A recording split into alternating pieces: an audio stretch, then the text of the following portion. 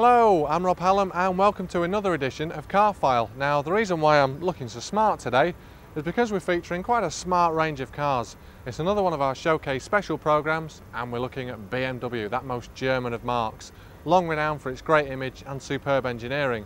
Now speaking of engineering, just have a look at this. This car is the BMW 750 IL and under the bonnet there's that awesome V12, 5.4 litres, 330 brake horsepower, an absolute work of art. So from one car to a range of others, let's see what cars we're going to be featuring on this week's programme. Well, Ginny Buckley, she'll be putting that gorgeous Roadster the Z3 through its paces, and we'll also be seeing what the M Coupe has to offer. Moving up the range, we've got that M5, that 400 horsepower beast, and up again we'll be checking out the 7 Series. So enjoy the programme.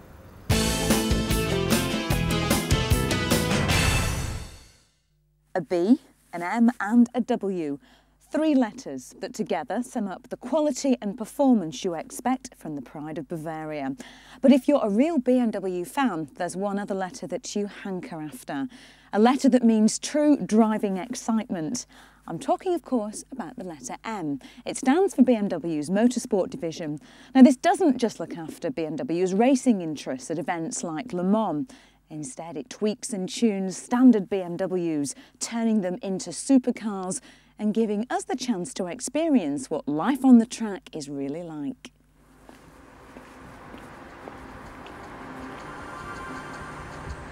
This is the 3rd generation M5, a car that combines the elegance and comfort you expect from a first-class executive saloon with sports car performance. Park this up in the executive car park and you really know you've arrived. The only problem is, you wouldn't get much work done. You'll be far too busy showing everyone your engine.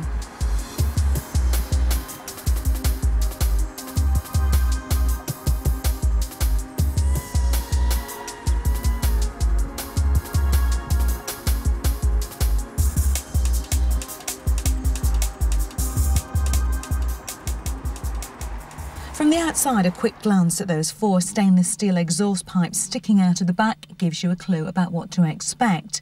Add to that the graceful, muscular lines of the car, the deep front spoiler and their lovely set of alloys. Altogether, it's a very impressive picture. Inside you find sport seats that move electrically in every conceivable direction, guaranteeing you hours of driving comfort, no matter what your size, which is very important in a car that is as much fun to drive as this one. In the interior, well, there's more leather in here than you'll find in many a farmer's field. And on this top-of-the-range model, you get a choice of 2 trims. You can have traditional walnut or very sporty stainless steel. Of course, there are all the gadgets and gizmos that you expect with a car in this class.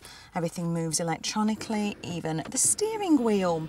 There's dual air conditioning and, of course, good old cup holders. Where would we be without them?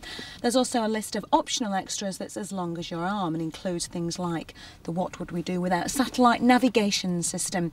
But enough of all that frippery, because this car is really about the thing that's under the bonnet, the engine, and there is a fantastic V8 waiting under there.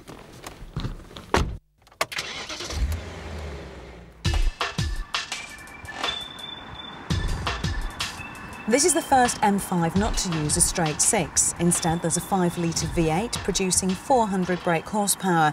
The top speed is limited to 155 miles per hour, and 0 to 60 takes just over 5 seconds thanks to the incredible torque that runs through the 6-speed gearbox. Being in control of this car is amazing. The power feels unbelievable, and it's incredibly constant thanks to something called the double Vanos. No, it's nothing to do with Star Wars. It's actually BMW's patented camshaft management system. And this makes sure that the torque is evenly balanced right throughout the engine's rev range. And if you feel the need for a surge of power, then there's a lovely little button that you press to give you a more rapid response and tighten up the steering.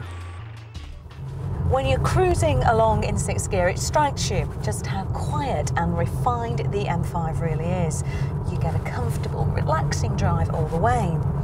Get it out onto some open country roads and you see a very different side to its character.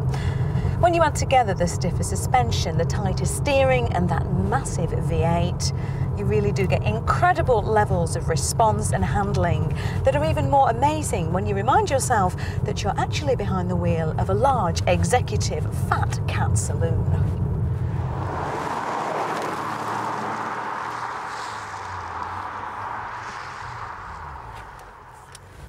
Now, BMW are well aware that this could very easily become an extremely dangerous piece of machinery, and so safety features strongly on the M5. There are no less than 8 airbags, and it features things like crumple zones to front and rear and, of course, ABS. And all new drivers are encouraged to enrol at the M Institute at Brands Hatch for a spot of driver training. Now, the M5 has everything that you expect from BMW and then some. It's a superb blend of luxury, of style and, of course, performance. In fact, the only problem, apart from the price, that I can see about owning an M5 is the fact that you would miss an awful lot of appointments because you simply couldn't bear to drag yourself out of the car. I can't resist. Like the dodo, the woolly mammoth and the friendly bank manager, the sports coupe was seemingly extinct, lost forever with old favourites like the Jaguar E-Type and the Scimitar GTE. And then we, the car-buying public, regained an interest in buying quirky and thirsty but damnably attractive cars, and the sports coupe was reborn. And BMW are right in there with this, the M Coupe. Now, usually manufacturers develop a roadster from their hard-topped equivalent, a bit like taking the top off a boiled egg, really. But not with the M Coupe. BMW did it the other way around. In fact, a group of super keen BMW mechanics stayed late and worked after hours to turn an early Z3 prototype into the coupe's lines. Just because it's the work of the class swats, though, doesn't mean it's all square. Oh no, not at all. Before its recent facelift, the Z3 had been accused of being a bit too soft, particularly around the rear, even a bit girly. But certainly not the case with the coupe. The blistered rear arches and big chromed exhaust are pure aggression. Subtle, it ain't. Outrageous, it is. And the swats certainly did let their hair down and show us their wilder side when it came to under the bonnet, where you'll find one of the world's finest engines. It's a straight 6. It was first seen in BMW's M3 and in the M Roadster. Develops about 321 brake horsepower, which is a lot. It's the same, in fact, as the M3, but with less weight. The M Coupe has the advantage.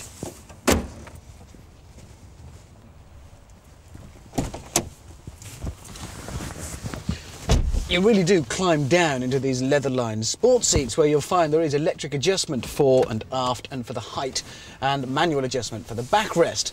Now, smaller drivers will have no difficulty at all in finding a nice, comfortable driving position, but those over 6 foot might find it's a bit of a challenge in here in the headroom department.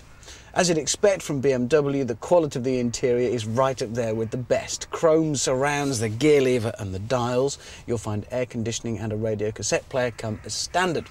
There are those who might say that in a £41,000 car they'd expect to find a compact disc player as standard as well, but I say that's rather missing the point. Let's not get too caught up on all the little bells and whistles here.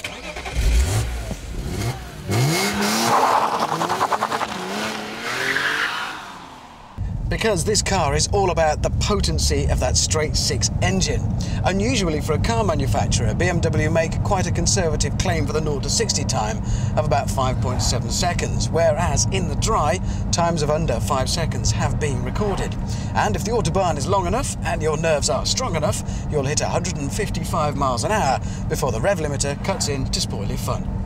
Boo!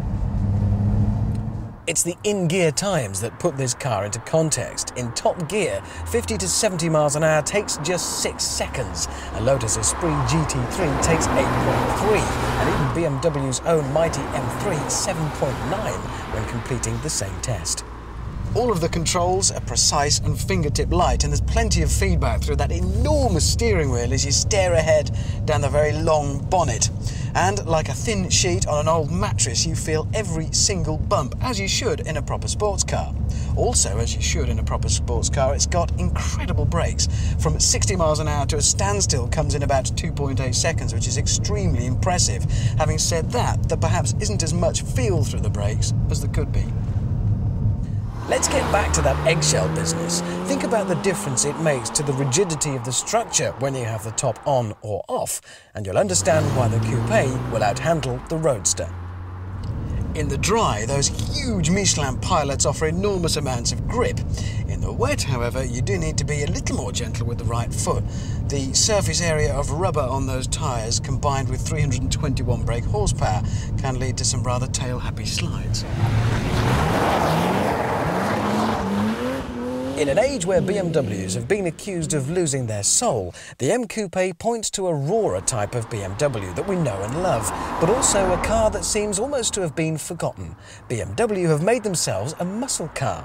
In these politically correct times, when even Ferrari and Porsche have started making cars which are well-behaved and easy to drive, the M Coupe harks back to another age, when sports cars would punish the foolish.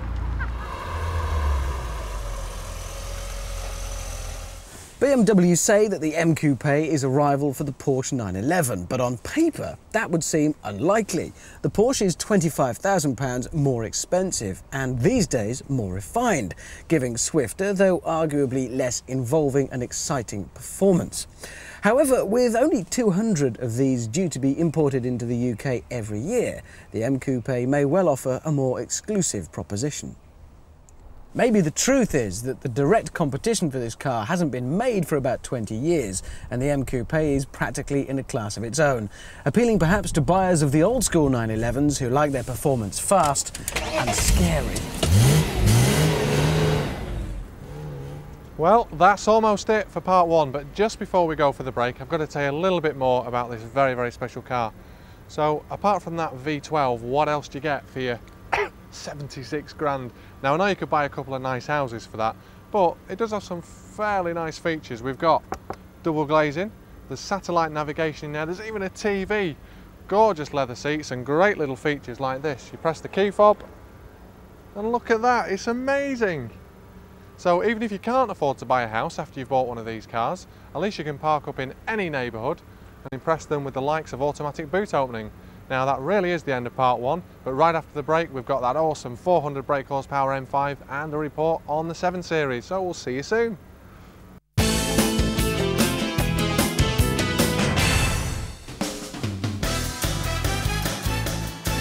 It's hard to believe that it's 10 years since Mazda first launched the MX-5 and created the rebirth of the Roadster.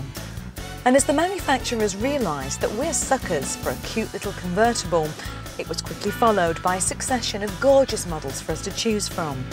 The SLK, Fiat Barchetta, the MGF, and of course, 007's choice, BMW Z3. Now, although the gorgeous Z3 was good enough for James to chase those bad guys in, the motoring world was split. Underpowered, not butch enough, a hairdresser's car, all phrases that were bandied around about it. Well, the doubters can eat their words now, because this is the new Z3 and it looks terrific. Now, it may not seem that long since the previous model hit the roads, but there are new versions due of both the MGF and the SLK, and of course Honda have just launched the S2000.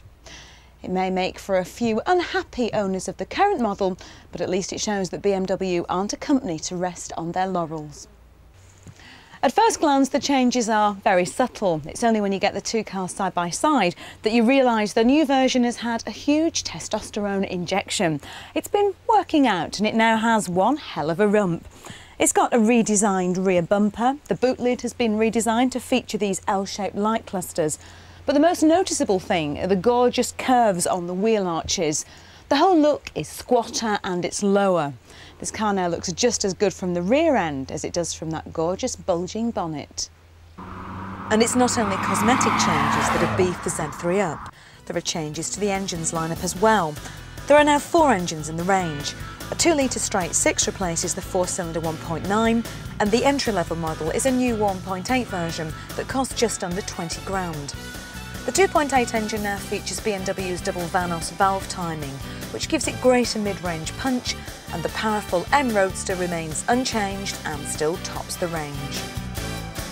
This is the £23,000 2-litre straight 6. Now it shares its engine with the superb 520i and it feels very impressive in the Z3. It also features BMW's latest double Vanos technology. What this means behind the wheel is that the engine feels very torquey right throughout the range. 0 to 60 takes just 9 seconds and it has a top speed of 130 miles an hour. There are, of course, a few important considerations that go towards making a great roadster. Of course, it needs to be rear-wheel drive and front-engined, which this is. It has to have tight, precise steering and fantastic handling, which this has. And it needs to have a great gearbox. And this 5-speed manual version feels just perfect. It's slick, all it takes is a flick of the wrist and you're working your way through the gears. It just makes a fantastic driving experience. There is an option of an automatic box, but why on earth would you want it? Working your way up and down the gears is what makes driving a roadster such fun and so involving. Automatics belong in large cars, and that's where they should stay.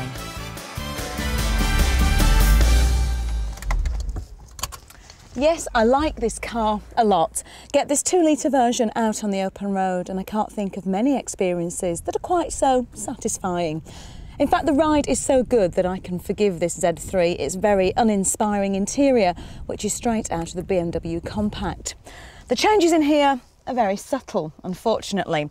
There's a colour-coded panel in the middle, some nice new silver trim on the dials, but the steering wheel still doesn't adjust, which is something that you want in a car like this.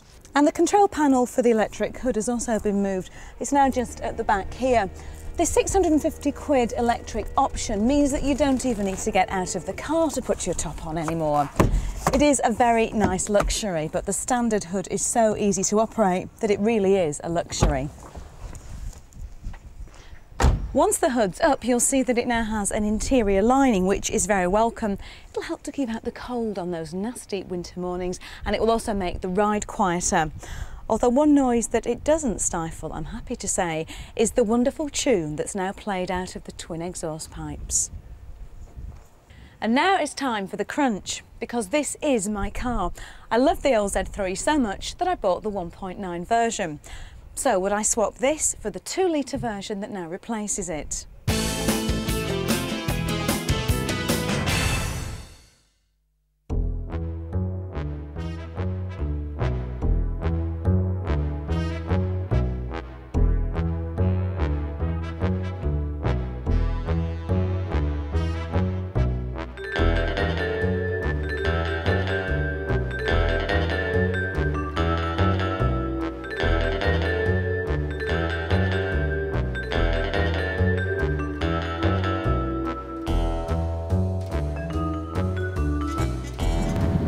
The name's Royle, Ian Royle, secret agent 003½, licensed to be thrilled. My mission today is to drive this BMW 750iL and work out why the real James Bond chose a German car over a more traditional marque, perhaps like an Aston Martin. This is a car packed full of gimmicks and gadgetry, with more than enough computer power to send a rocket into space. The BMW 750iL is a car with a whopping engine, 5.4 litres and a V12 that purrs around town, but when you unleash it on the open road, it growls with pleasure at its unleashing. It has 326 brake horsepower, more than enough to take the car to 60 miles per hour in 6 seconds, and a limited top speed of 155 miles per hour. Even the steering wheel is a minefield of technology. You get controls for the radio, the telephone, the cruise control. There's a button to recirculate the air should it become stuffy here in the cabin, heavens forbid. And you can even have a heated steering wheel. A touch of the button will warm it for you on a cold winter morning. All around the car are these sensors which work the park distance control. Now they send a signal back inside the car to the dashboard which beeps at you as you get close to an obstruction, say a villain in a multi-storey car park. On your way to the casino for a game of Baccarat with Blofeld, then what better than in the back of the 750iL? You get an extra 5 inches of legroom back here, as well as electric seats, heated seats, double glazed windows, and these security blinds. What better way than to while away a few minutes and enjoy a vodka martini, shaken but not stirred. Now, you may think you can't have much fun in a car as big as this, but believe me, you can. The long wheelbase 7 Series is nearly 18 feet long and over 6 feet wide. They don't come much bigger, believe me. But drive it hard, push it fast into a corner, and it responds perfectly. Your rear passengers may feel a little shaken or stirred, but you'll have the smile of someone who's just been to bed with pussy galore. One of the reasons the car is so sure-footed on the road is that it's fitted with 2 traction control systems. Yes, 2. You get automatic stability control and traction and dynamic stability control, and they equal a great handling car. The moment the computers in the car think you're about to lose control, get into trouble, they cut in and help you out. You'd have to do something very stupid to lose control of this car. So, what sort of secret agent salary would you need to buy this car? Well, a whopping one, that's for sure. You'll need deep pockets to be able to afford the £75,000 price tag, and there's very little in the way of extras. And the mind boggles at the amount of computers in the car, enough to send perhaps Moonraker into space. It's not a car for your friendly mechanic from the local garage to be messing about with. So, did 007 James Bond make the right choice in choosing a 750 BMW? Well, perhaps after so many narrow escapes, he thought it was the time to have something a little more comfortable than his trusty Aston Martin, and this car fits the bill perfectly. BMW certainly pulled a masterstroke in getting their cars into the Bond films, but you can't help feeling that perhaps he'd be more suited to driving a Bentley Continental Coupe, for instance, but even that's not British anymore. For me, 003½, this car fits the bill perfectly.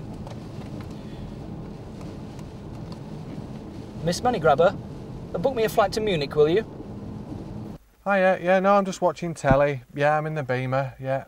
No, this double glazing's fantastic. Oh, I'll have to go. Sorry about that, it just caught me enjoying my very own 7 Series. I wish. Well, that's it for Car File this week. I hope you've enjoyed the programme, but next week we have got an awesome show for you.